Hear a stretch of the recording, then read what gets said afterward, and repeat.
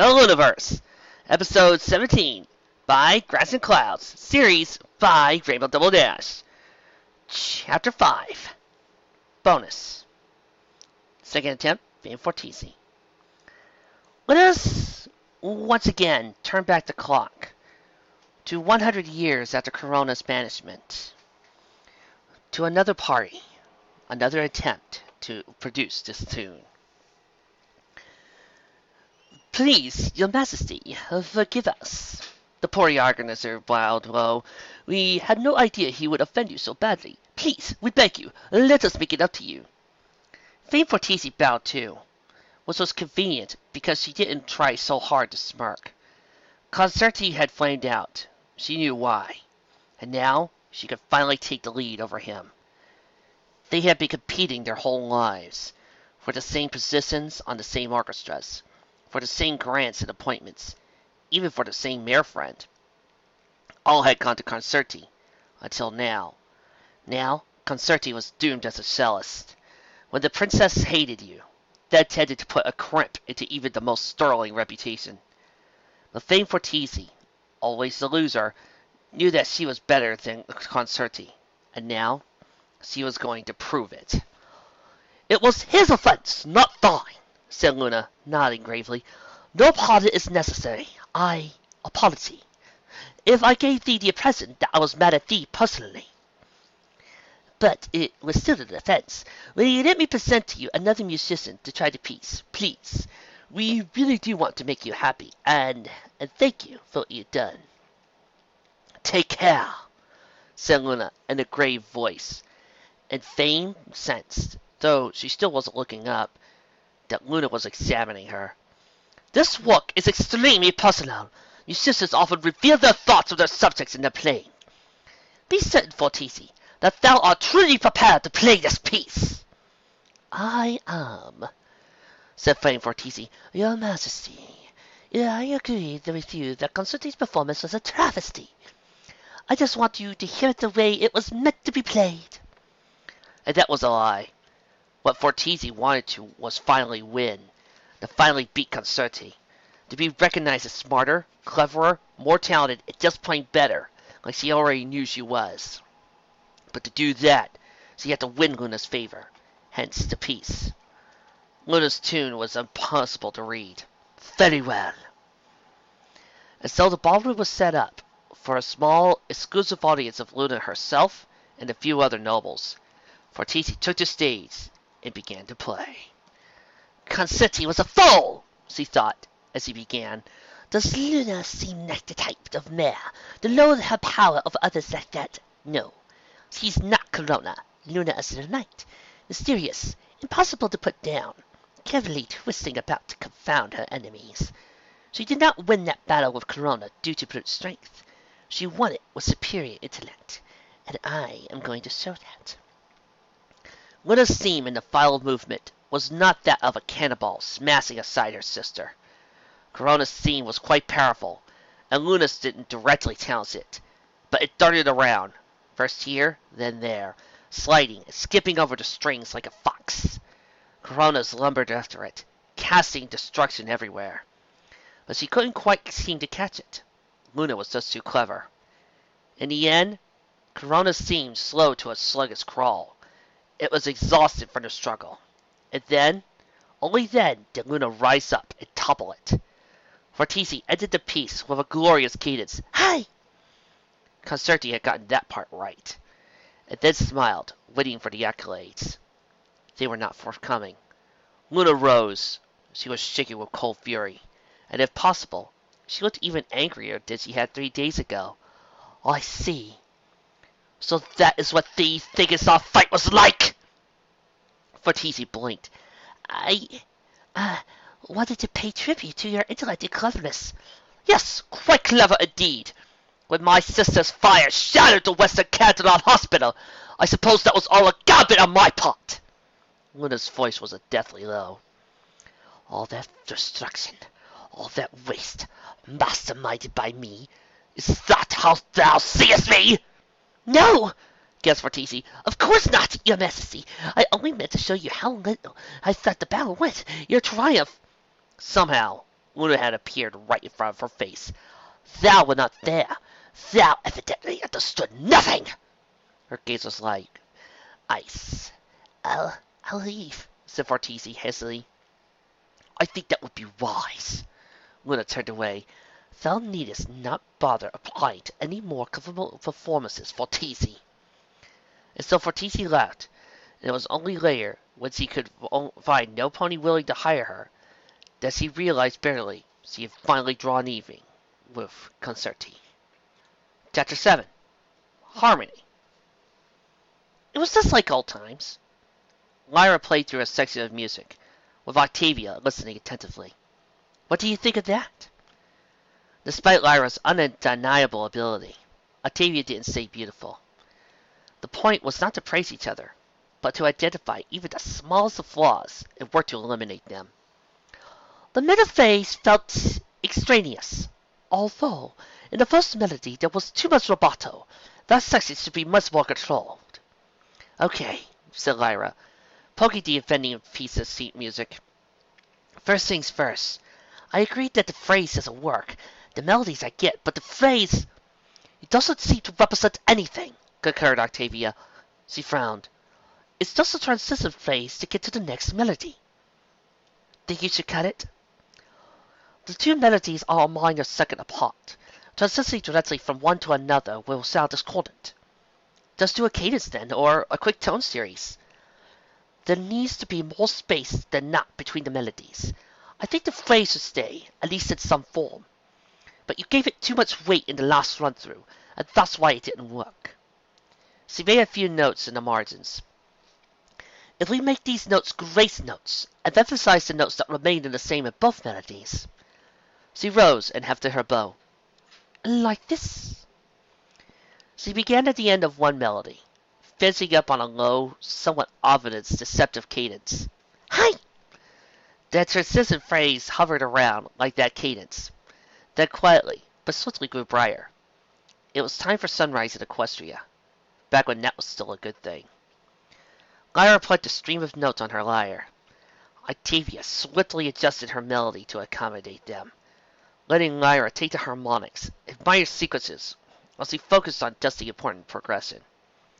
The piece kept brightening, the strong notes lifting into a major key, and then she was playing the equivalent of a beautiful summer sunrise.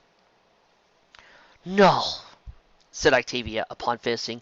Again, instead of playing in C for the whole thing, the transition through the dominant key at measure 8, I think it needs a stronger cadence. Wouldn't the subdominant be better? Octavia shook her head. Dominant, definitely, again. They played again, and Lyra could hear the difference. Okay, you're right. That's much better. I agree. 3 minutes, please. Octavia began working out how she could play both her part and what Lyra had just done. She only had one instrument, so was restricted in what she could play at once. Lyra settled back as Octavia wrestled with the transcription. This was something Celis was much better at than her. She could play well, but had never done well on this piece was written for piano and timpani. Described it for horn violin, crumb horn, and glass harmonica assignments at school. Instead, she began examining the next section of the piece. A shadow fell across the sheet music. Lyra looked up to see that the sun had gone quite low in the sky. Is it dinner time already? No, we are done, said Octavia, not looking up from her work. Work before pleasure. Lyra grinned.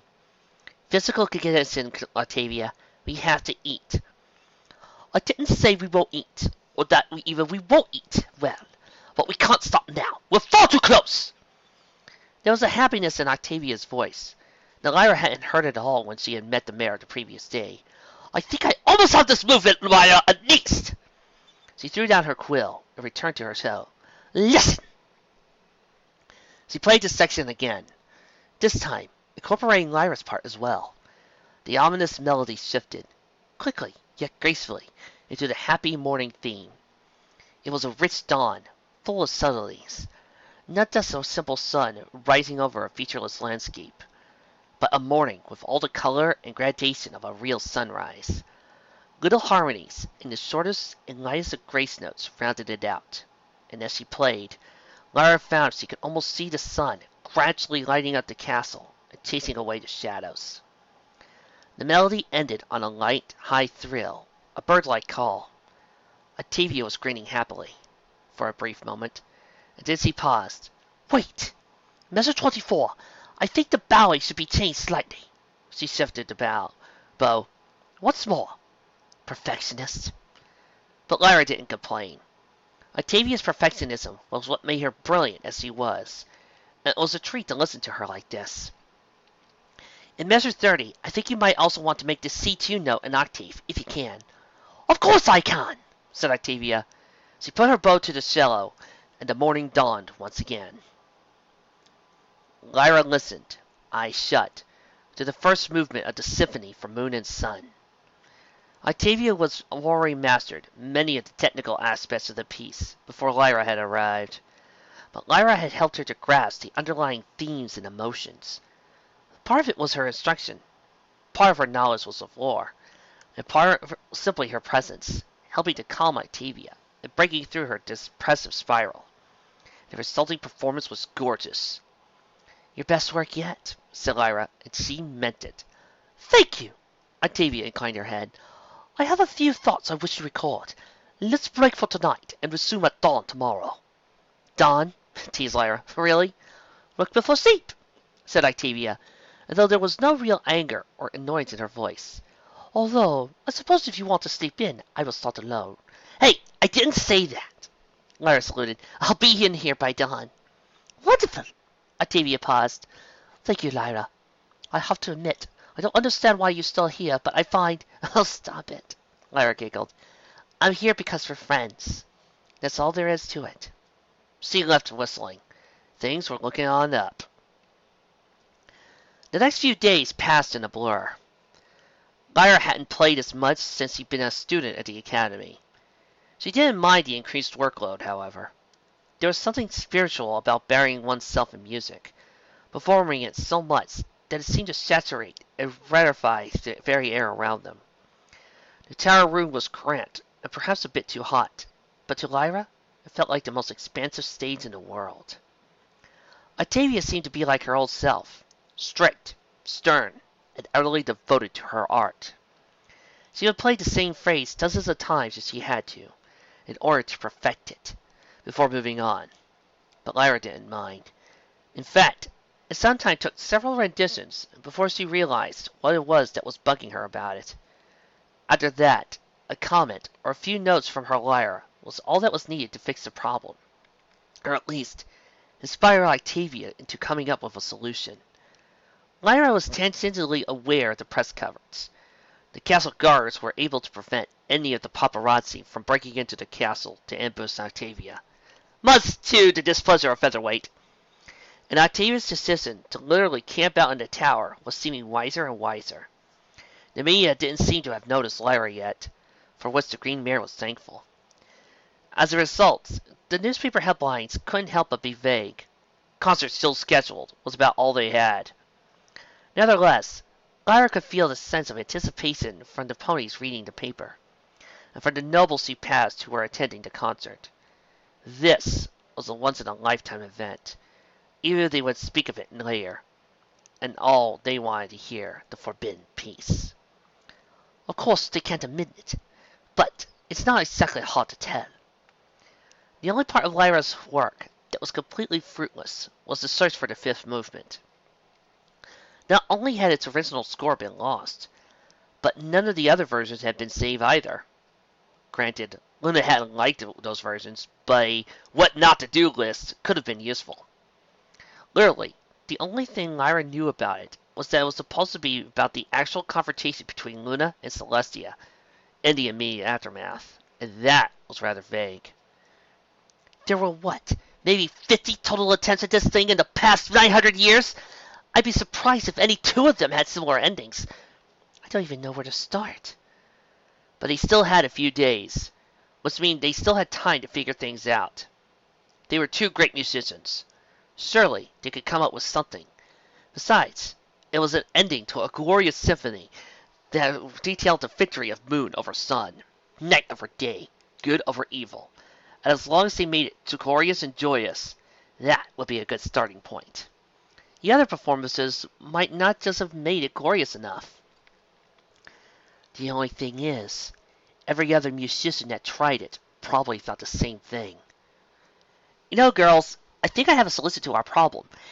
Maybe if we gathered a team of 3 other mayors who are just as equally as good as music. Well, actually, 4 other mayors who are just as equally as good as music. Final Scrats, Blues, Noteworthy, and Fluttershy. But a team like that's just silly. And there's no way I'd be doing a live read of that type of fic soon. After Nyx. As Lyra trotted down the stairs from above the tower, she smiled. Octavia had performed a stunning rendition of Movement 3 and was making great progress on the 4th one as well. By noon tomorrow, they devote time to writing a new ending. They were ahead of schedule and doing fine. Everything was going well. And as she was thinking this, she almost wanted to another pony.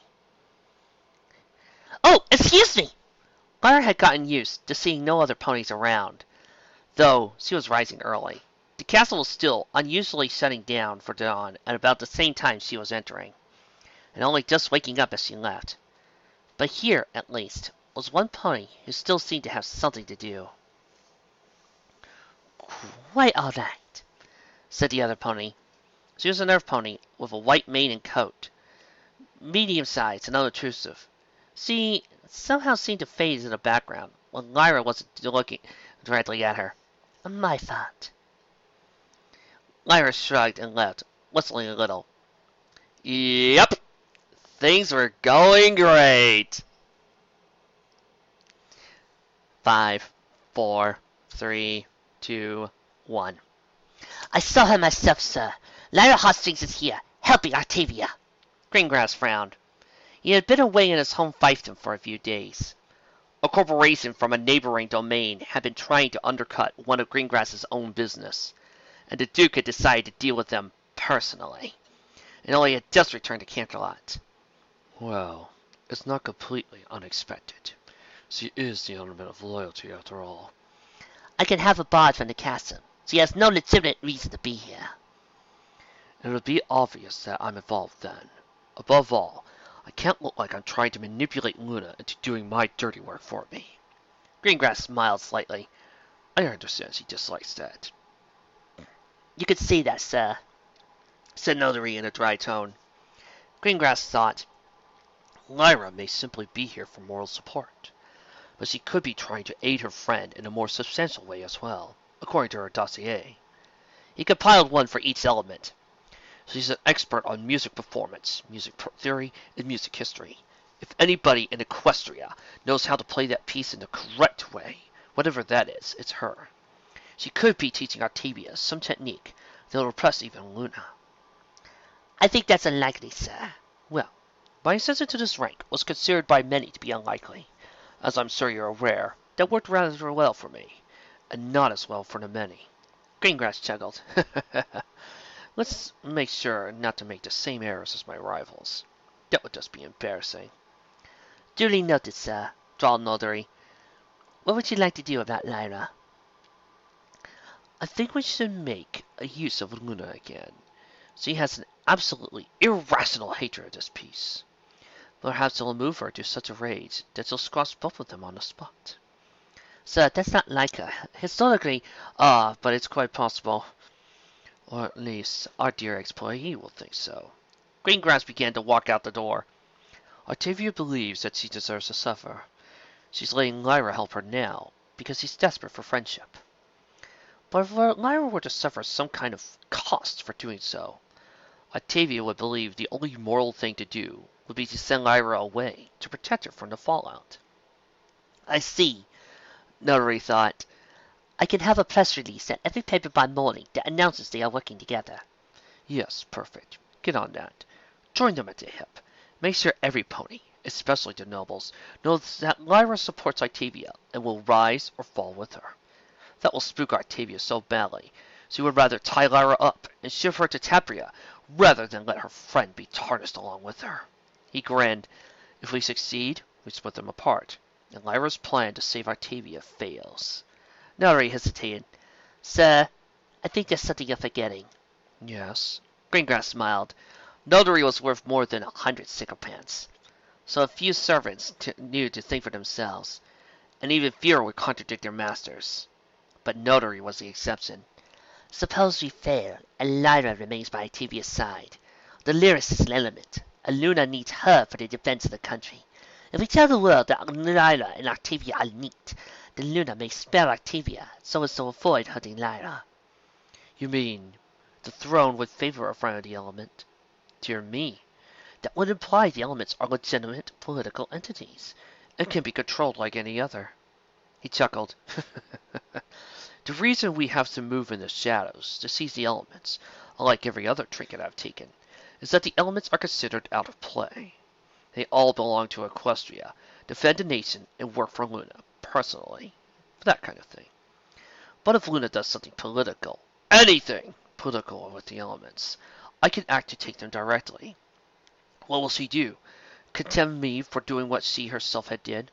Now, to be fair, Octavia would then escape unscathed, but I can pass up a bit of revenge for a solid political advantage. After all, if you spend more on revenge than whatever other pony did to you in the first place. Oh, that's just pathetic, fielded notoriety. I was going to say ironic, perhaps depressing, but that works too. Greengrass grinned. But I do appreciate the insight. Thank you, Notary. You're welcome, sir. Notary straightened. By morning, all the city would know that Lyra and Octavia are working together. Greengrass smiled merrily. He loved it when a plan came together. Wonderful. Once again, let us roll back the clock. Back to 200 years after Celestia's defeat. To our 12th attempt. Stringer. Dreams big, Stringer's mother had taught her. She had been one of the most successful con mayors in Equestria, grifting her way from city to city. She had amassed fortune and treasure galore, and none of her victims were any the wiser. Every pony, she said, could be a sucker if you played them just right, and she was always able to prove it. She passed away a few years back, but Stringer had done her best to continue the family tradition. Blessed with a talent that made her a jack of all trades, she was able to demonstrate all kinds of skills to convince ponies to part with their hard-earned bits. She could cook just well enough to trick nobles into thinking she was a famous chef, could march just well enough to look like an angry guard that it would be better to bribe them than to argue with. She could juggle, sing, even walk on her own two front hooves. She wasn't great at anything, except perhaps for talking. But really, that was all she needed. Sling de belong, her mother had taught her, until you have got all they have. And she did. But this scam would impress even her old mare. And that mare had once conned a title, not just wealth, but a title, out of a keen-eyed Darts Duchess with more paranoia than rooms in her castle. This would be the scam, the titanic one that would rocket her straight to the top. This was it, baby, the legendary con. The scene? Canterlot Royal Auditorium. The plan? Play Symphony for the moon and sun. Felt well, of course, but who would know the difference? Nobody had heard the piece played in many, many years, and none ever spoke of the old performance anyway. Hey, the fifth movement was forgotten, so who was to say that it wasn't mostly a series of glitzy, flashy, and speedy aberrations, the sort that sounded a lot harder to play than they really were, around the previous themes? The fallen nobles had no idea what it was supposed to sound like. As long as she didn't screech her way through it, they trusted she was playing it right. Luna might know the difference, but then again, Luna wouldn't be there. Luna, Stringer knew, was abroad in diplomatic talks. She would miss the concert. The key to the other con, though, was ensuring the other ponies forgot that. Costume artist was a very talented actress, who Stringer worked with occasionally. But even the seasoned con artist had to admit that costume had outdone herself this time. Her Luna costume was absolutely perfect. She looked just like the Princess of the Night, and could act like her too. She would fool them all. Stringer would take the stage. Luna would arrive, and an unexpected appearance. She rushed home from her diplomatic duties, she'd say, just to hear this piece. And Stringer would play. Luna would love it. In fact, it would completely floor her. She would pronounce Stringer the greatest musician in Equestria, bar none, and, given her love of music, that it would imply that nobles who utilized service of so great a musician might just look a bit better than those Philistines who did without. That would open so many doors. The longest night ceremony was in a month. Once Luna favored her, all the nobles would beg for her to play for them at that ceremony, in their own domains and fiefdoms. She entertained all offers.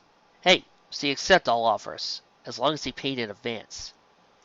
They would make that demand. Each noble would know that, if they turned her down, another would snap her up. They would never tell each other that they bought her because she worried about their colleagues. This would help ensure they didn't recognize that she was selling the same performance to 60-odd nobles. Although, why should she stop at one concert? Plenty would want to sign her for a long-term contract too, and, as long as she had plenty of money, she would gladly accept. She would make tens of thousands of bits. Even splitting it with costume, she'd be beyond rich. Sure, it would fall apart once Luna returned in a week or two, but by then, the two of them would cash out and hid it in their safe home in Chaldea, where they would enjoy a life of anonymous prosperity. That would be later. For now, she had to sell the con. Stringer jumped onto the stage, just as the fake Luna finished stating how, though she was so busy, she just had to come back and listen to the mayor with temerity to play this piece. This piece describes myself and my sister, so there be even one thing of law. I shall never forgive the artist. Play it, Stringer, if thou canst. Stringer pretended to be afraid. I obey, your majesty. She hefted her bow, drew it across the instrument, and suddenly she felt very, very cold. Involuntarily, she looked out to the audience and saw a rapidly expanding patch of blue. No, impossible! There was a flash, there was a titanic rolling boom, and there was Luna. And Stringer suddenly understood why ponies once feared the night. Costumaris took one look at the alicorn and tried to bolt, but she seemed to run into some invisible wall. With a flash, her fake wings evaporated, her mist turned to dust, and even her fine vestment crumbled. Please stop! Don't hurt me! Take her away! Hissed Luna. And then, as Costumaris was being hauled out by the guard, Luna turned her gaze on Stringer. Her eyes were like thin needles of ice, pointing directly at her. I have come, said Luna, in a very angry voice, a long way to hear this piece. Play it, Stringer, if thou canst. And she couldn't.